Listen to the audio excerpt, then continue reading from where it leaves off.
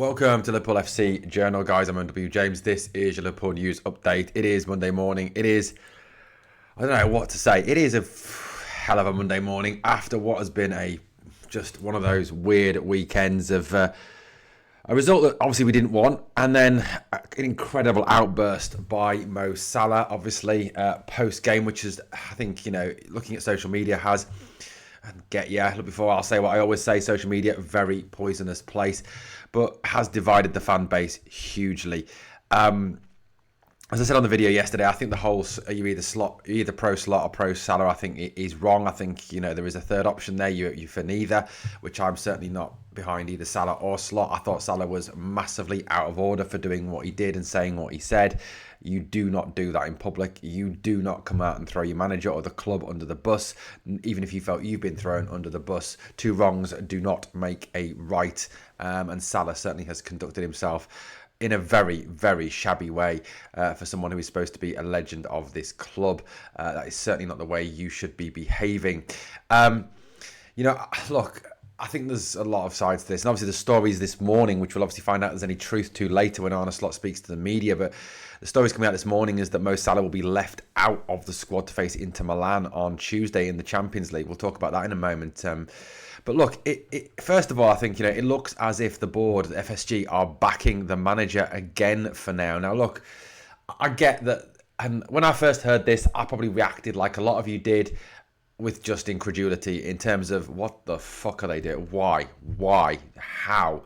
We've won 3 out of our last 15. We've lost 18 out of our last 33 games, which, for any generation is not acceptable for a Liverpool manager to be this bad. I mean, Roy Hodgson was sacked for less than Arne Slot has done.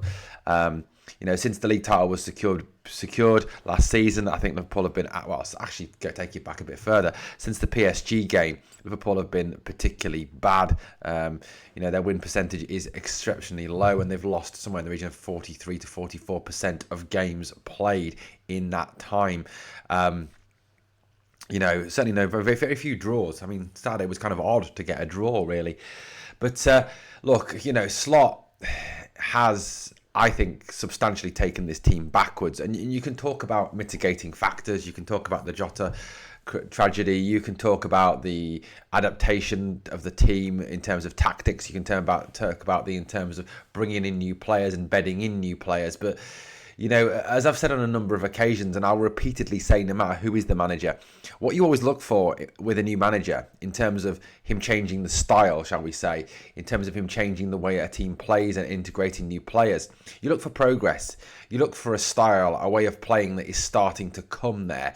And I'll be honest with you, there is none evident. There is no progress evident over the last few games, and there is no evidence of a style there in particular. So I think that kind of shows that Slot, or whatever Slot is doing or saying, is having no effect on the players. And certainly rumours and reports coming out of Anfield that post Salah's comments that some of the senior players at the club are actually fully behind Mo Salah and do not like Arne Slot. That is the story that is doing the rounds. Now, where's this story come from in terms of the Champions League? Well, it's Fabrizio Romano again reporting this morning. Mo Salah could be out of the Liverpool squad set to travel to Italy in order to face Inter on Tuesday. Internal discussions taking place after Salah's strong words, with final verdict to follow today. Arne Slot will speak to the press later today. So Romano is rumouring that Slot could well punish Salah for his outburst by leaving him out of the Champions League squad, which, look, will further ignite the fan base and will cause, I think, another absolute massive shitstorm.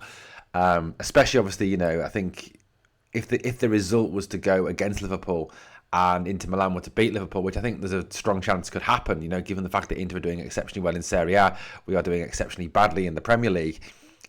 This could leave a situation where Arne Slot leaves himself open to, I don't know what. I mean, honestly,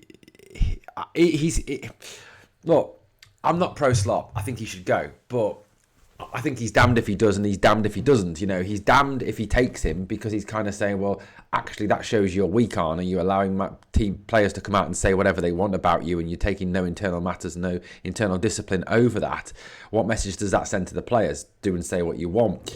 But then if he leaves Salah out, Liverpool go on to lose that game, he puts himself in a position where the fans could turn around and say, well, it's your fault, you left Salah out, and it was kind of further embed Salah FC at the club.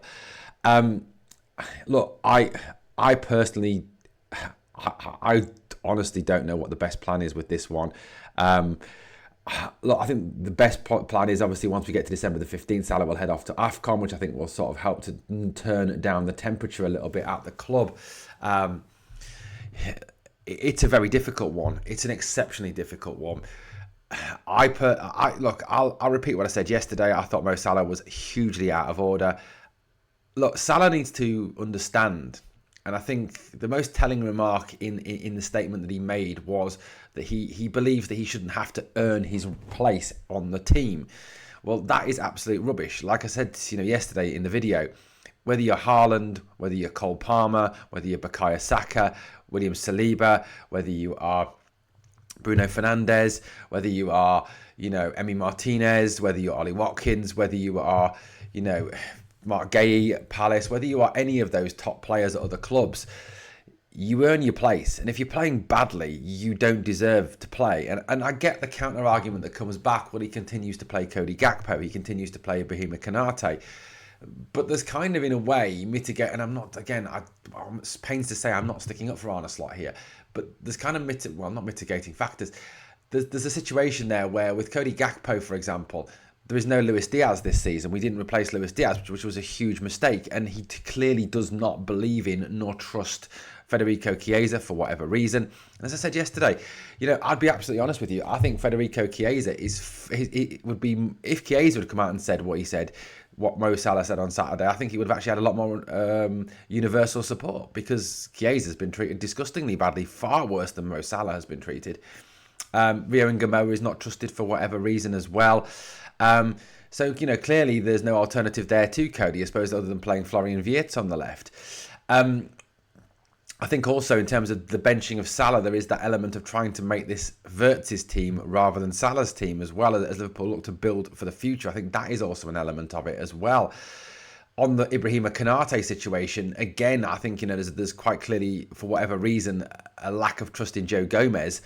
The fact that Giovanni Leone is out for the rest of the season, I think, and the fact we didn't get Mark Gahey in the summer, leaves Liverpool in a situation where there is no one else to play centre-back. There is no other option other than Konate and Virgil. And no matter how bad they are, what do you do? Do you play Gravenberch and Endo? Do you play Gravenberch and Robertson and Endo? Realistically, they are not options as centre-backs long-term. So the club have kind of backed themselves into that one. But, I'll stand by what I said on Mo Salah. I think he is way out of order. I think he does deserve to be dropped. His performances this season have been absolutely diabolical. And I think one thing the Player FC, the Salah FC fans need to realise is that A, he's not bigger than this club, and this club is great because of the fact that it's Liverpool FC. It's not great because of Mo Salah. And do they honestly think for a minute that if Mo Salah was playing as he played last season, he would have been dropped by Slot this season? Of course he wouldn't. Of course he wouldn't. So, and one other thing I want to just kind of address, which I think, to me this morning, I read these comments and I get X, Twitter, poisonous place, but genuine comments on there saying that this is racism. It's got nothing to do with racism. It's one of the things that absolutely winds me up beyond belief. People playing the race card, constantly playing the race card. Why do we have to? It's not because of the fact that Salah is African or he's from Egypt. It's not to do with the fact that he's not white. It's to do with the fact that he's not playing well. If it was racism, then Cody Gakpo would be dropped. Then Ibrahima Konate would be dropped. If Slot was a racist, which he is clearly not, then these other players would be dropped also. So to play the race card is just absolutely mind-bogglingly stupid. And if you're one of those fans that are playing the race card, grow up. Seriously, grow up. Stop this woke lefty bollocks, which is what it is. It's woke lefty bollocks, and it needs to stop. So it's not race, and it's got nothing to do with Palestine, for fuck's sake, which is another one I heard this morning. It's just absolutely ludicrous. Absolutely ludicrous, some of the reasons that have been bandied around for Salah's treatment. Now, the other stories that are going around this morning is that that Al Hilal, obviously, which was a team that Darwin went to, and also San Diego in the MLS, are reportedly ready to make a bid for Mo Salah in January. San Diego FC is an MLS club, apparently. Now, according to reports, San Diego FC would be willing to obviously take on Salah on a very similar sort of Messi-style-esque deal that Messi gets, to make, obviously, that is kind of how they would balance off the whole, lack of funds in comparison to the Saudis. The club is owned by Mohammed Mansour, the Sakayan band of the Kamayan nation. It is obviously got that background. So, San Diego is another option for Salah. They're a decent side. They've got some good players. So, again, this is a team that is ambitious, and I think would see Salah as been a kind of blue chip player, the same way that Inter Miami did with obviously the Luis Suarez's, the Lionel Messi's, the Busquets, the Albas of this world. So it's an option. It's an option. I think, but it is according to a number of people, and these are reliable sources. People saying that although Liverpool are open-minded on the issue, they are willing to listen to offers for Salah, in January, and this could be the end of Mo Salah's time at Liverpool. Guys, I'd love to know your thoughts this morning, as it's all kind of, keeping on going and burning in the background. What are your thoughts on this whole situation? Let me know in the comments. Thank you for watching, guys. Thank you for your support. We are growing slowly. We do need to obviously, hopefully speed up the subs, get this channel bigger and better. We can do more with it. Thank you for watching. If you enjoyed the content, obviously please like, comment, share, and subscribe. When you subscribe, please ring that bell so you never miss out on the content. Thanks for watching, guys. I'll catch you on the next one.